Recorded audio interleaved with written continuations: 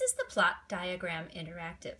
To use this interactive, you'll first need to cut it out from the paper all the way around on the dark lines. Next, you're going to be cutting these horizontal lines in between each element of plot. Our objective is to create several flaps that we'll be lifting up and writing beneath in your interactive notebook. Once you've cut these dotted lines, we then need to fold along this dotted line.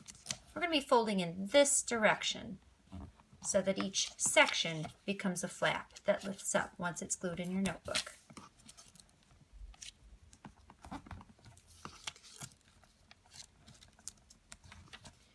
Once you've folded each of those sections, you can go ahead and turn it over and place your glue here in order to glue it into your notebook. Inside your notebook, you'll be asked to identify each element of plot that exists within your story. In my story, Dogs Don't Tell Jokes, the exposition of the story introduces the main character, Goon, a funny but insecure boy attending Floyd Hicks Junior High School. It continues with several elements of rising action. I encourage you to include 3 or 4 elements of rising action.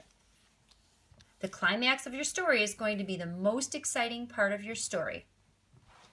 The falling action is when the loose ends begin to be tied up. We see conflict being resolved or steps taken towards resolution of that conflict. And finally, the complete resolution is at the end of the story when things are solved and all of the loose ends are wrapped up. So that's how you use the plot diagram interactive.